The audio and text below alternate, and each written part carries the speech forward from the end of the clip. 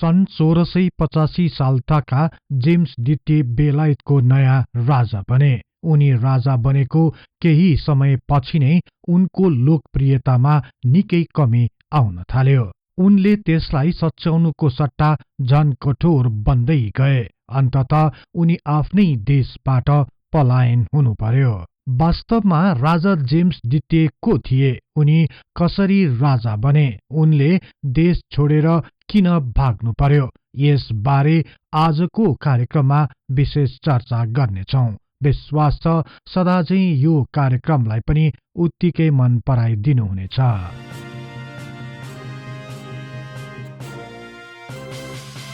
सन् 1685 साल फेब्रुअरी 6 तारिकको दिनमा राजा चार्ल्स द्वितीयको अचानक मृत्यु भयो। उनको मृत्युपछि उनका 52 वर्षीय भाइ जेम्स द्वितीय बेलायतको राजगद्दीमा आसीन भए। जेम्स द्वितीय राजा भएपछि उनले आफ्नो राजकीय शक्तिलाई अझ सशक्त बनाउन तत्कालीन बेलायती संसदसँग राम्रो सम्बन्ध कायम गरे। यस प्रकार जेम्स द्वितीय एक कुशल र सफल राजाको रूपमा स्थापित हुँदै गए। यसै बीच उनले एक विशेष योजना अन्तर्गत क्याथोलिक धर्मावलम्बीहरूलाई प्रोत्साहन गर्दै लैजाने अभियानको सुरुवात गरे। राजा जेम्स द्वितीय स्वयं पनि कट्टर क्याथोलिक थिए। उनमा दैविक अधिकारको सिद्धान्तप्रति कट्टरता हुनुको साथै क्याथोलिक धर्मप्रति गहिरो आस्था थियो। यसैलाई आधार बनाएर उनले राज्यको उच्च पदस्थ अङ्गहरूमा क्याथोलिक सम्प्रदायका मानिसहरूलाई नियुक्ति गर्दै लगे। राजाको यस्तो कार्यप्रति संसदले सहयोग र समर्थन गरि नै रह्यो। यसरी बिस्तारै आफ्नो पकडलाई शक्तिशाली बनाउँदै लगेका राजा जेम्स द्वितीयमा म राजा हुँ, मै सर्वेसर्वा हुँ, मैले जे गरे पनि हुन्छ भन्ने अभिमान बढ्दै गयो। यस प्रकार राजनीतिक रूपमा आफूलाई बलियो बनाएपछि उनले सेनालाई पनि आफ्नो पकडभित्र ल्याउने योजना बनाउन थाले। यसको लागि सर्वप्रथम उनले बेलायतको स्थायी सेना निर्माणमा विशेष जोड दिए। सेना संगठनको आधार र स्थायित्वलाई आधिकारिकता दिन संसदको पहिलो बैठकमा सो बारे एक प्रस्ताव पेश गरे। यस पटक भने बेलायती संसद राजा जेम्स द्वितीयसँग निकै सशंकित बन्न पुग्यो। संसदमा यस बारे निकै लामो बहस चल्यो। तर पनि राजाका समर्थकहरू नै बढी रहेको संसदले राजाको सो प्रस्तावलाई पारित गरिदियो।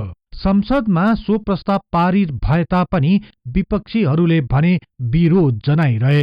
यसरी विरोधी विचार र विरोधी गुटको जन्म हुन गयो। यो विवाद बारे बिस्तारै जनताबीच बहस चल्न थाल्यो। यस्तैमा चार्ल्स द्वितीयका छोरा तथा राजा जेम्स द्वितीयका भतिजा मनमथले राजा जेम्स द्वितीय गैर कानूनी राजा भएको र उनले अवैधानिक रूपमा राजगद्दी हत्याएको आरोप लगाए। उनले अझ जोड दिँदै भने जेम्स द्वितीय कुनै पनि हालतमा राजा हुने योग्य नभएको र बेलायती राजाको हकदार आफू मात्र भएको दाबी गरे।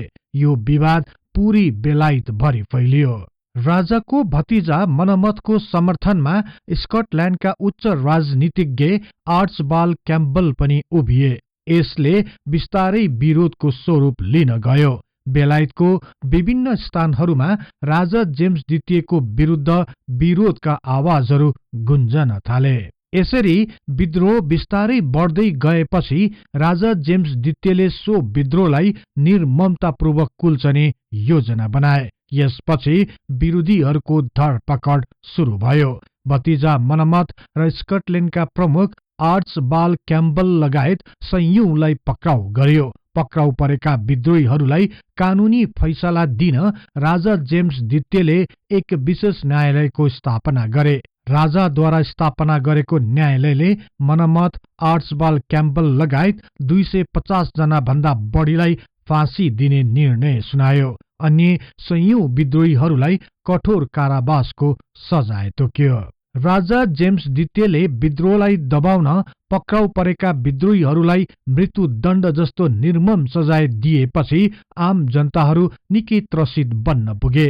यसबाट जनतामा राजाप्रतिको लगाव घट्दै गयो। बिस्तारै जनताहरू राजाको विरुद्धमा एकताबद्ध हुँदै गए। उनीहरूले विरोधी दलहरूलाई समर्थन र सहयोग गर्न सुरु गरे। यसरी भित्रभित्रै राजा जेम्स द्वितीयको विरुद्ध विरोधको ज्वाला सल्किँदै गयो।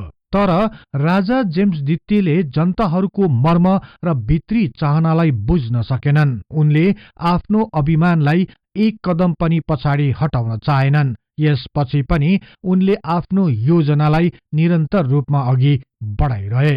आफ्नो अगाडि आएका कैयन बाधाहरूलाई निर्मम दमन गर्न पछि परेनन्। उनको मुख्य उद्देश्य नै क्याथोलिक धर्मलाई सर्वोपरि बनाउनु थियो। विरोधीहरूलाई दबाउन उनले ल्याएको स्थायी सेनाको योजनालाई पूरा गर्दै 30,000 सेनाको एक संगठन निर्माण गरे। यो संगठनमा बहुसंख्यक सैनिकहरू क्याथोलिक धर्मावलम्बीहरू थिए। यो कदमले राजा र संसदको दूरीलाई झन बढायो। यस लगत्तै राजा जेम्स द्वितीयले टेस्ट एक्टमा प्रस्तुत गरिएका प्रावधानलाई हटाउन एक प्रस्ताव संसद समक्ष प्रस्तुत गरे। सन् 1680 साल ताका संसदले पारित गरेको टेस्ट एक्टमा बेलायतको चर्चमा विश्वास नराख्ने तथा क्याथोलिक धर्ममा आस्था राख्ने मानिसहरूलाई राज्य तथा चर्चमा कुनै पनि पद प्राप्त हुन नसक्ने व्यवस्था गरिएको थियो। राजा जेम्स द्वितीय क्याथोलिक धर्मको पक्षपाती भएकाले सो एकलाई रद्द गर्न चाहन्थे। तर संसदले राजाको सो प्रस्तावलाई सहयोग र समर्थन गर्न चाहेन। यसपछि राजा र संसदको विवाद बढ्दै गयो। अन्ततः राजा जेम्स द्वितीयले देशको विकासमा बाधक भएको भन्दै संसद नै भङ्ग गरिदिए। यसपछि जेम्स द्वितीय एक शक्तिशाली राजाको रूपमा स्थापित भए। उनले सेना र स्थानीय प्रशासनलाई आफ्नो नियन्त्रणमा लिए। राजाले आफ्नो शाही अधिकारको प्रयोग गर्दै कोर्ट अफ एक्लिजियास्टिकल कमिसन नामक उच्च न्यायालयको स्थापना गरे। कतिपय इतिहासकारहरूका अनुसार सो न्यायालय धार्मिक भावनाद्वारा प्रेरित थियो। यसको मुख्य कार्य नै क्याथोलिक धर्मलाई संरक्षण तथा विस्तार गर्नु र राजाका विरोधीहरूलाई क्रूरतापूर्वक दमन गर्नु थियो। यसपछि राजा जेम्स द्वितीय अझ कडा भएर प्रस्तुत हुन थाले। शैक्षिक क्षेत्रमा निकै नाम कमाएका अक्सफोर्ड र क्याम्ब्रिज विश्वविद्यालय भित्र पनि क्याथोलिक धर्मावलम्बीहरूलाई विशेष प्रोत्साहन दिन थालियो। यसैबीच एक घटना घट्न गयो। राजा जेम्स द्वितीयले आवश्यक परीक्षामा सामेल नै नभएका एक क्याथोलिक पादरीलाई उच्च शिक्षाको उपाधि दिन क्याम्ब्रिज विश्वविद्यालयको उपकुलपतिलाई आदेश दिए। तर उपकुलपतिले मानेनन्। अन्ततः उनलाई पदबाट नै बर्खास्त गरियो। यो घटनाले बेलायतको शिक्षित समुदाय पनि राजाबाट असन्तुष्ट बन्न पुगे। सन् 1687 सालमा राजा जेम्स द्वितीयले एक धार्मिक अनुग्रह सम्बन्धी पहिलो घोषणा पत्र जारी गरे।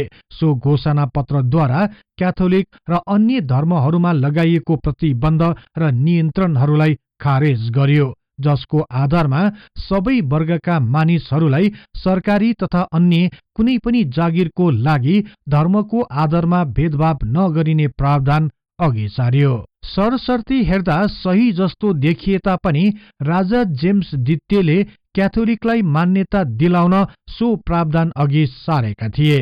यस लगत्तै सन् 1688 सालको अप्रिल महिनामा उनले दोस्रो अनुग्रह घोषणा पत्र जारी गरे। सो दोस्रो घोषणा पत्रमा धार्मिक स्वतन्त्रता जारी गरिएको र क्याथोलिक धर्मावलम्बीहरूलाई शाही मान्यता दिएको भनी स्पष्ट उल्लेख गरिएको थियो। सो घोषणा पत्र बेलायत भरिका चर्चहरूमा आइतबारको दिन पादरीहरूलाई पढेर सुनाउन आदेश दियो। यस्तो निरङ्कुश आदेशलाई कैयन चर्चहरूका पादरीहरूले विरोध गरे।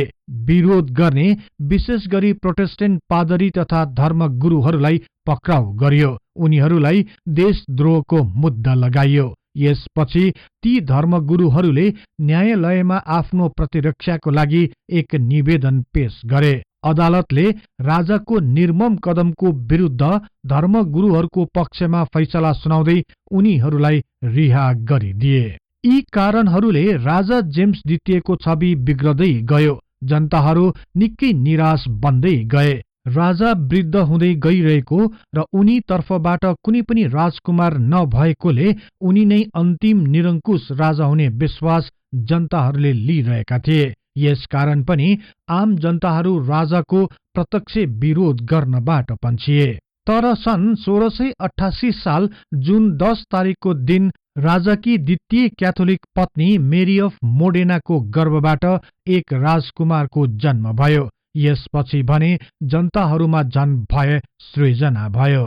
यस घटनापछि बेलायती जनताहरू दुई भागमा विभाजित भए। क्याथोलिक धर्मावलम्बी लगायतका राजा समर्थक अनुदारवादी र प्रोटेस्टेन्ट लगायतका उदारवादीहरूको समूह अस्तित्वमा देखा पर्यो। उदारवादी समूहहरूले राजा जेम्स द्वितीयको विकल्प खोज्न सुरु गरे। उनीहरूले राजाकै पहिलो पत्नीबाट जन्मेकी छोरी मेरी र हल्यान्डको राजकुमार तथा ज्वाइँ विलियमलाई बेलायतको सर्वोच्च पदमा आसीन गराउने विचार गरे। मेरी र विलियम दुवैजना प्रोटेस्टेन्ट धर्मप्रति आस्था राख्दथे। यो विचारप्रति बेलायती जनताहरू बिस्तारै आकर्षित हुँदै गए। अन्ततः सन् 1688 साल जुन 30 तारिकको दिन मेरी र विलियमलाई बेलायतको शासनभार सम्हाल्न आह्वान गरे। मेरी र विलियमले पनि बेलायती जनताहरूको चाहनालाई सम्मान गर्ने वचन दिए। यस लगत्तै बेलायतको जल तथा स्थल सेनाले पनि मेरी र विलियमलाई नै समर्थन गर्ने वचन दिए। यसपछि सन् 1688 साल नोभेम्बर 5 तारिकको दिन 15,000 सैनिकहरूको साथमा मेरी र विलियम बेलायतको दक्षिण पश्चिम बन्दरगाह टर्बेमा आइपुगे। राजा जेम्स द्वितीयले उनीहरूको आगमनको विरोध गर्ने प्रयास गरे, तर उनी सफल भएनन्। बेलायती सेनाले नै असहयोग गरेपछि राजा जेम्सलाई बन्दी बनाइयो। तर सन् 1688 साल डिसेम्बर 23 तारिकको दिन जेम्स द्वितीयले बेलायतको राजकीय मुकुट थेम्स नदीमा फ्याँकेर गुप्त रूपमा बेलायतबाट भाग्न सफल भए। त्यसपछि उनी फ्रान्समा पुगे र उतै बस्न थाले। राजा जेम्स द्वितीय बेलायतबाट पलायन भएपछि सन् 1689 साल जनवरी 22 तारिकको दिन संसदको पहिलो बैठक बस्यो। सोही बैठकमा एक विधेयक अर्थात् बिल अफ राइट्स पारित भयो। यसपछि फेब्रुअरी 13 तारिकको दिन बेलायतको राजगद्दीमा मेरी र विलियमलाई आसीन गराइयो। तत्कालीन बेलायती संसदकै मार्गदर्शनमा मेरीलाई बेलायतको पहिलो कार्यकारिणी रानी बनाइयो। त्यस्तै उनको पति विलियमलाई बेलायतको शासनमा प्रत्यक्ष भाग नलिने गरी गरिमामय पदमा आसीन गराइयो। यस प्रकार बेलायती जनताले एक रक्तहीन परिवर्तन गर्न सफल भए। इतिहासकारहरूले यही घटनालाई बेलायतको इतिहासमा गौरवपूर्ण क्रान्ति भन्दै आएका छन्। फ्रान्समा पलायन भएका अपदस्थ राजा जेम्स द्वितीयले बेलायतमा आफ्नो प्रभुत्व पुनः कायम गर्न सन् 1690 ताका एक विद्रोह गरे, तर सो विद्रोहमा उनी सफल हुन सकेनन्। अन्ततः 67 वर्षको उमेरमा सन् 1701 साल सेप्टेम्बर 6 तारिकको दिन मस्तिष्कघातका कारण उनको मृत्यु हुन गयो।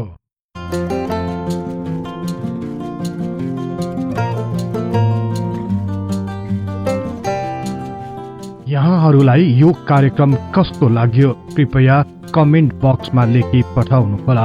यस्तै तथ्य इतिहासको लागि हिस्ट्री इन नेपाली च्यानललाई सदैव सम्झनुहोस्। इतिहासको कुनै पनि कालखण्ड बारे तपाईलाई सुन्न र बुझ्न चाहना राख्नु भएको छ भने तल रहेको कमेन्ट बक्समा उल्लेख गर्नुहोस्। हामी सो बारे प्राथमिकताका साथ कार्यक्रम बनाउनेछौँ।